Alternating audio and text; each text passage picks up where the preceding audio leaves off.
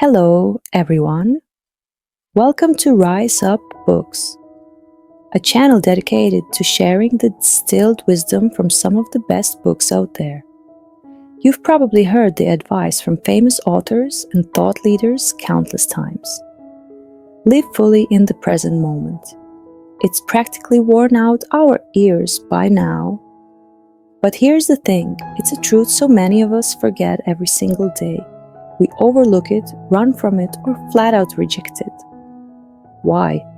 Because we're too busy swinging between the shadows of the past and the illusions of the future, caught between longing and hesitation, chasing pleasure while dodging pain. We think we're living fully in the now until suffering knocks on the door. Then we realize we have no idea how to face it or move past it, because we've never truly learned how to live in the present. So today, let's shine a light on this truth once more. I want to give you fresh perspectives to reflect on, along with reasons and motivation to start weaving this truth into your life. We'll do this through a famous book many of you might have come across, The Power of Now by Eckhart Tolle, a renowned spiritual teacher who experienced a profound awakening. This book has been published in over 50 countries, translated into more than 30 languages, sold over 10 million copies, and helped millions of readers become more aware and transform themselves. It sparked a new wave of mindfulness in the 21st century. Reading it opens up a revolutionary path within you, freeing you from the invisible chains of your mind and pulling you out of time's endless spiral into the rhythm of the present moment. Ultimately, it reveals a deep, lasting peace that goes beyond the fleeting joys and inevitable pains of material life. From there, you can live the rest of your days with awareness. As you grow, you'll see that life is like a game. Once you understand the rules, you can play it better, with clarity, and end it with peace and fulfillment. Now, let's dive into today's topic. The biggest obstacle to being present. What's the biggest thing keeping us from living in the present? First, let's define what it means to fully live in the moment. According to Tolle, it's living without being swayed by psychological time, focusing only on what you're doing right now, with an attitude of observation, free from judgment or resistance. Psychological time refers to the past and future. It's not real, just an illusion conjured up by our minds. One's a moment that's already gone, the other a moment that hasn't arrived. Living in the present sounds simple, but doing it, that's tough. Why? Because there's a powerful obstacle in the way: your mind. We all agree the human mind is incredible and useful. It helps us learn, gather knowledge, solve problems, regulate emotions and behaviors, build relationships, and we need it to make our lives better. But somewhere along the way, we've let our minds take the driver's seat, controlling us so completely that we've lost the reins. Tolle says your mind should only step in for specific tasks like those I just mentioned. Otherwise, it's not needed.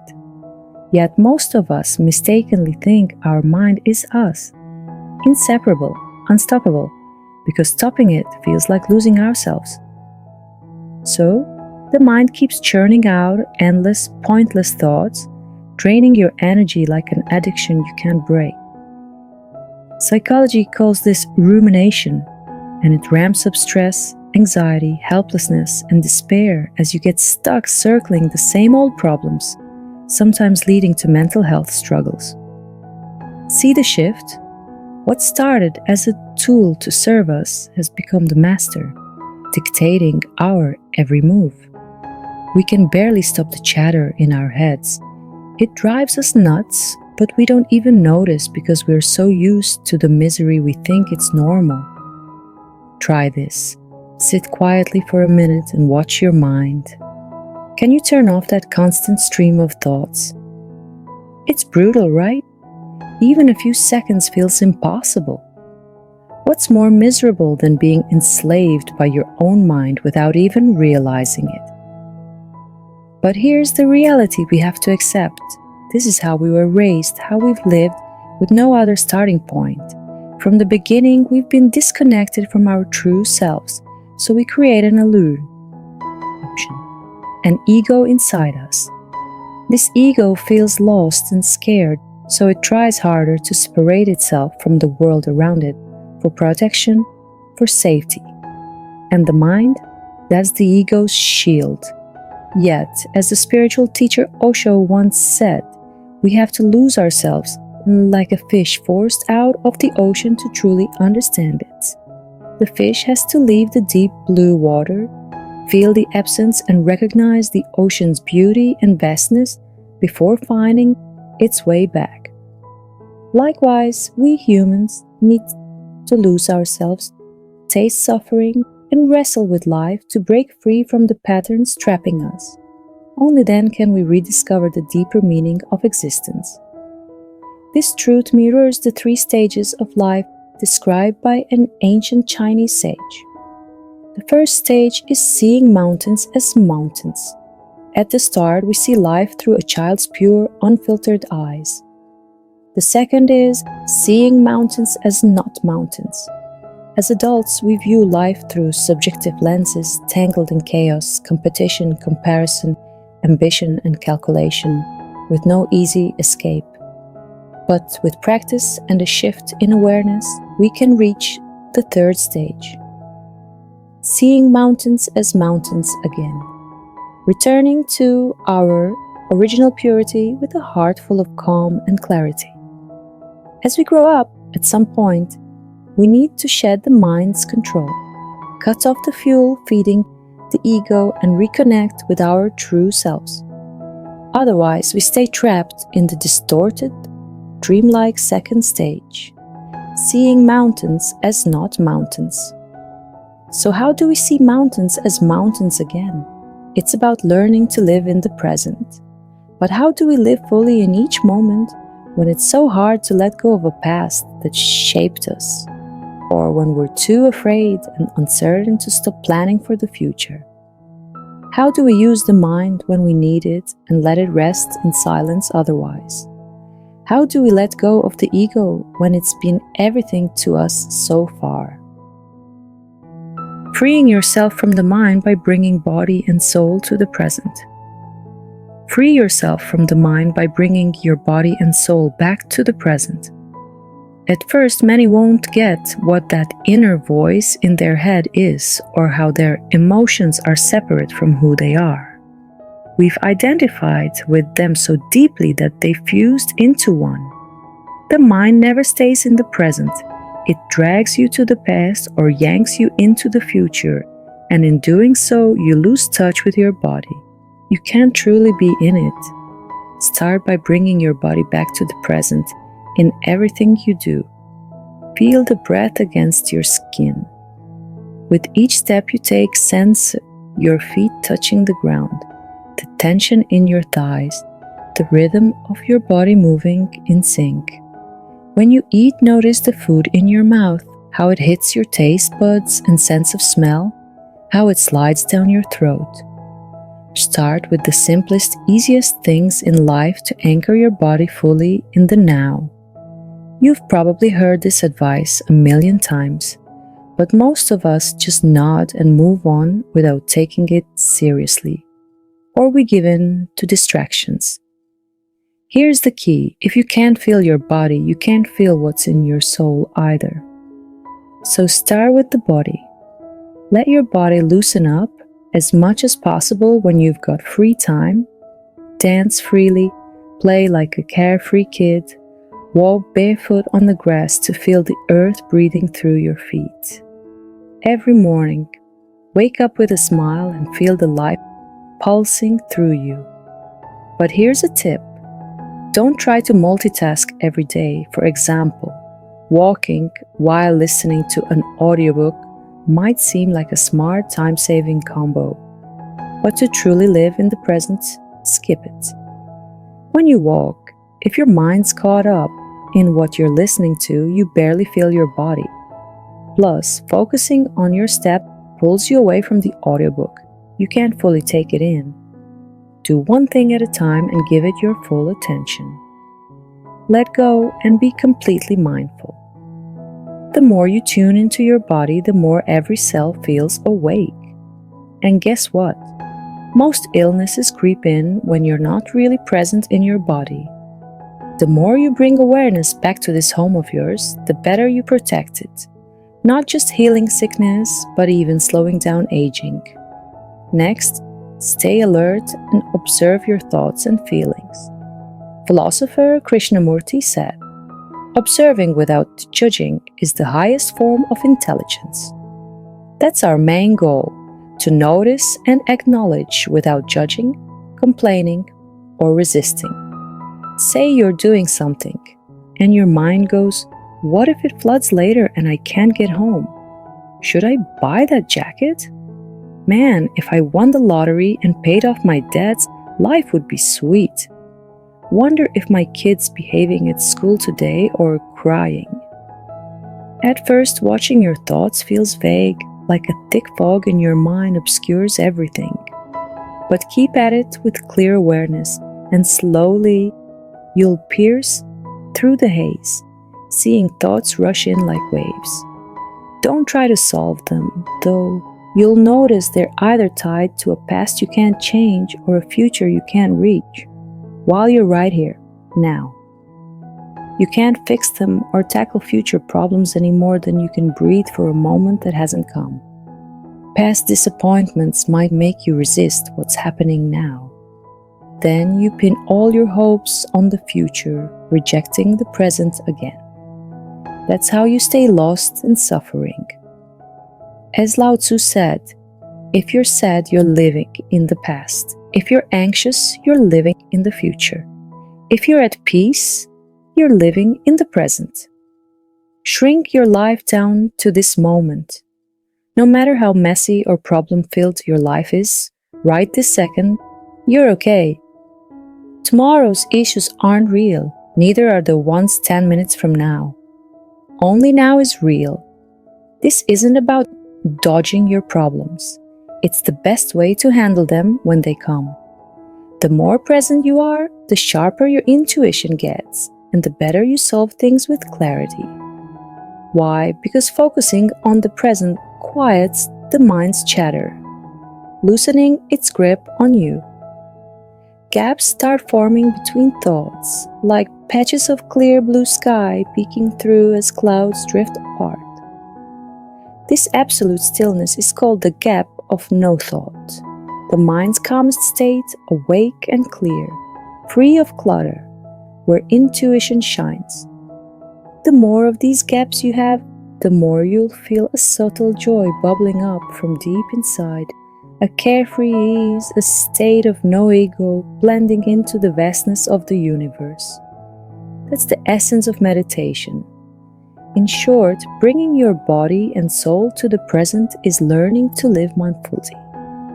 Keep practicing, and it's the first step to awakening awareness within you.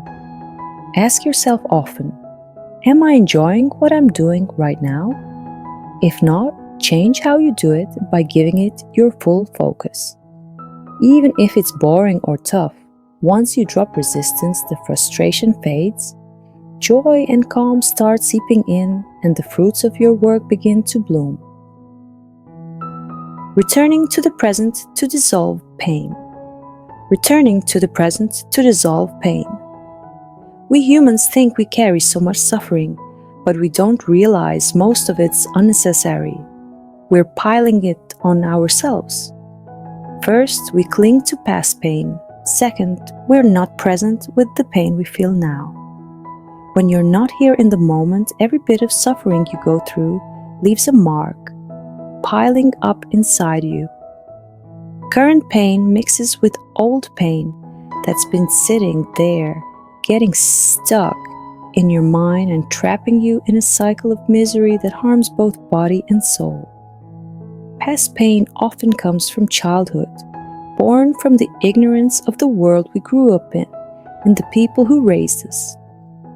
Maybe it's an unhappy family, parents struggling with alcoholism, physical or verbal abuse, neglect, poverty, losing a parent, divorce, you name it. Everyone's got some, big or small, and most of us carry it into adulthood. Then something happens, a new relationship, having a kid, losing money or someone dear, facing life's pressures, and those old wounds flare up, feeding off the new energy to keep themselves alive. For some, the pain's so deep and heavy that a stray thought or offhand comment can trigger it. It might just annoy them, or it could break them. Worst case, it spirals out of control into violence, hurting others, or self-destruction. Plenty of folks say, "I'm not like this naturally, it's just life, being unfair, a bad break, this person, that situation." Truth is, it's not about anyone or anything else. It's about them not recognizing the buried pain from their past, letting it hijack the moment and drive their choices. Ever wonder why some people get betrayed but accept it, forgive, move on and free themselves to face life's upheaval, while others stew in hatred, plotting revenge or tormenting everyone unable to escape? Writer Simone de Beauvoir nailed it. Some think holding on makes us strong, but sometimes it's letting go. Awareness shapes your choices. The more you let go, the more awake you are. The better you see your past pain, the less it controls you, and the more you master your ego and your life. So first, look back at your past to spot what pain you're clinging to. Reflect on your upbringing, your parents' lives, the events that shaped you. You'll uncover patterns replaying old hurts in the present. Want to dig deeper? Check out Homecoming, Reclaiming and Healing Your Inner Child, a book I've recommended before. Then catch when that deep, old pain stirs. You've got to be fully present to see it clearly. It won't just pop up. It hitches a ride on some situation. Maybe it's criticism, betrayal, rejection, losing money, illness, an accident, or even raising a kid.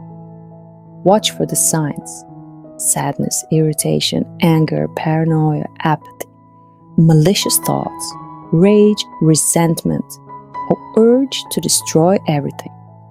Here's the deal: pain is just a shadow of your ego, and it fears the light of awareness most. It can overpower you if you're right there, right now.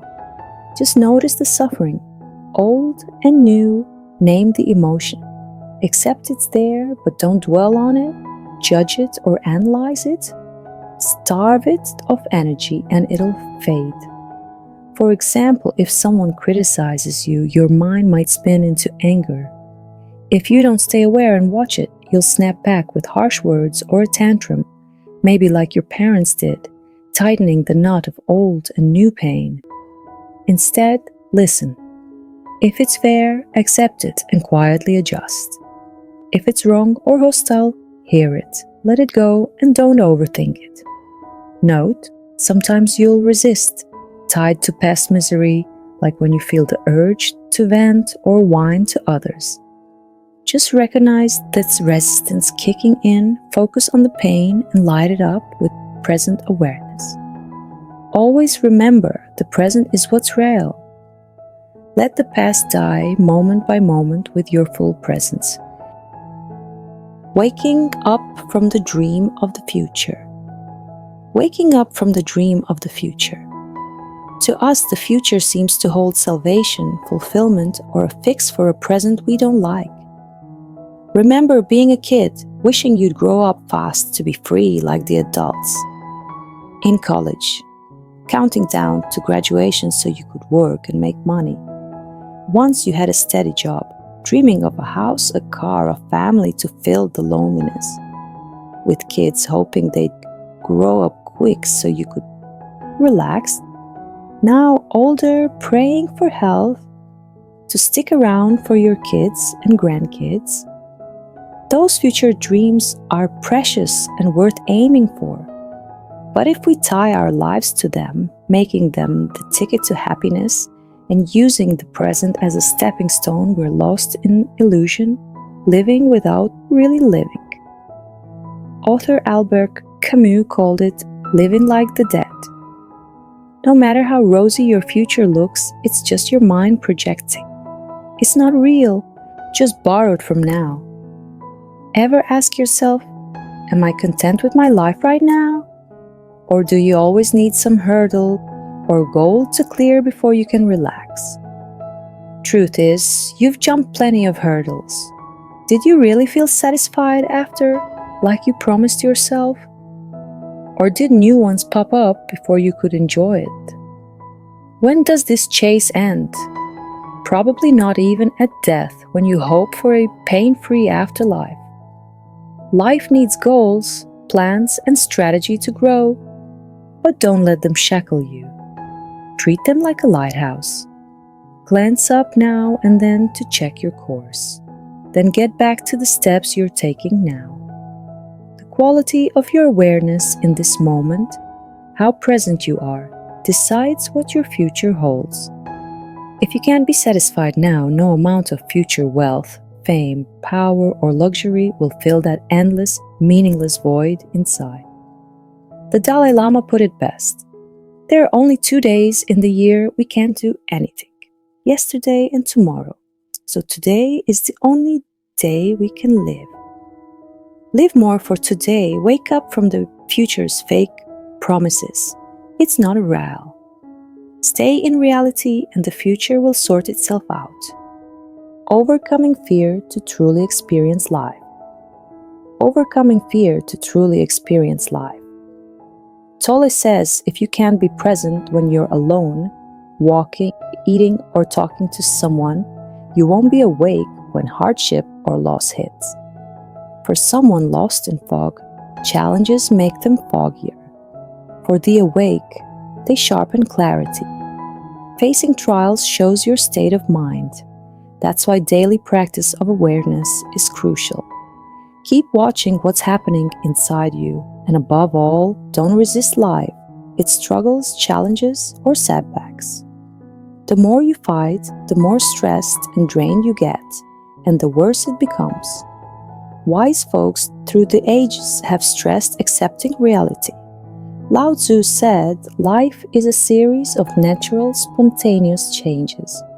Don't resist them. That just breeds sorrow. Let reality be reality. Let things flow as they will. Only by accepting the outside world without conditions can you deeply experience life, move past suffering, and find your existence's meaning. This means facing your fears. Fear of hardship, conflict, illness, and death. Master acceptance in these 3 areas and you'll live freely. First, with setbacks, losing money, a job, racking up debt, losing a loved one, accept them unconditionally. That means no whining, resisting, sulking, blaming, or negativity. Don't pollute your heart. Simply let go. Money's gone, let it go. A person's left, let them go. A job's done, close the door, and another will open. This isn't weakness or passivity, it's flowing with life. Like Jon Kabat-Zinn said, you can't stop the waves, but you can learn to surf. Riding life's current makes overcoming hurdles lighter.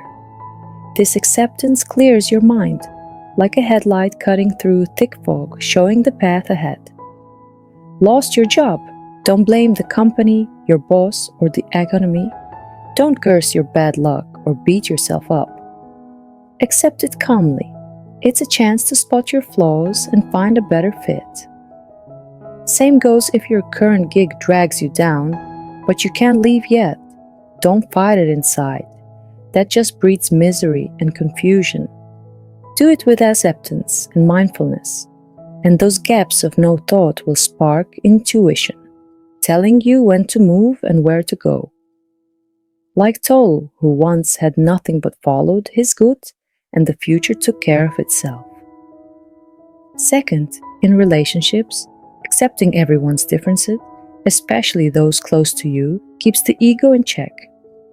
The ego loves feeling superior, so it judges, criticizes, lectures, or dismisses others to feed its delusion. It wants to change people for its own subtle needs or play victim to dodge responsibility. Zen teacher Thich Nhat Hanh hit home with this. Seeing one small flaw in yourself is far more useful than spotting 1,000 in others. Tolle adds, when you judge others, you don't define them, you define yourself. In every interaction, watch your ego itching to show off, reflect on its reactions, and learn to listen honestly, respect others, and empathize. With clear awareness, you'll see, to the ego, a violent person is scum.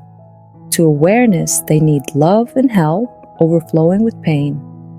It's not easy to reach that level, but staying present grows it.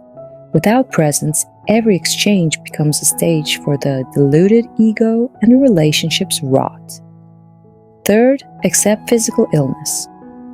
Sickness is unavoidable. Everyone gets hit eventually. But it's no issue for someone rooted in the present. Only those clinging to life's highs and dodging its lows fear illness. The more they fear, the less they face it. The less they face it, the bigger the fear grows. When it strikes, they're shocked, crushed, and lose their grip. Fighting it with all they've got only makes it worse. Tolle's words ring true. In acceptance, you find peace. Illness can be a great teacher, showing life's fragility and the value of each moment, a crack where the light of awareness shines in.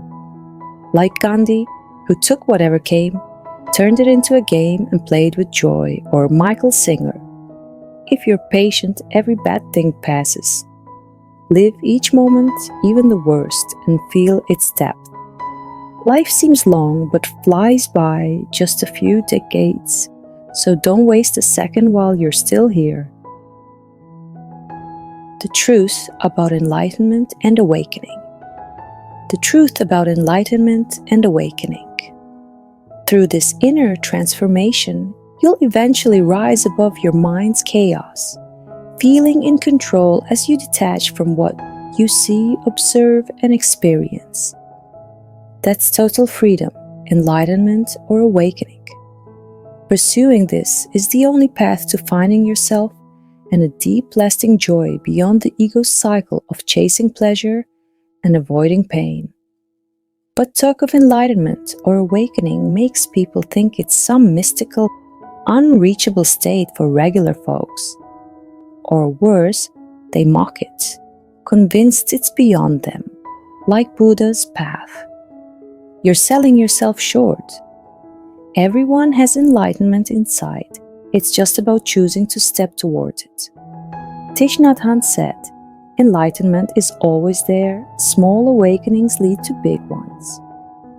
Breathe in, realize you're alive. Touch the miracle of being here. That's enlightenment too. Tolle reminds us, the present is the key to liberation, unlocking freedom for us all. It's in your hands, you don't have to trade real life for it. Don't shelve your day-to-day grind, throw yourself into every step, stay sharp so the ego doesn't rule and don't let its boundaries block your freedom. That's you walking the path to awakening. The Power of Now is a game changer, helping you find yourself and live freely and authentically. If you haven't read it, give it a shot. If you have, revisit it often to pull yourself back to the moment. May you find small awakenings that lead to the big one. Thanks for sticking with me to the end. See you in the next video.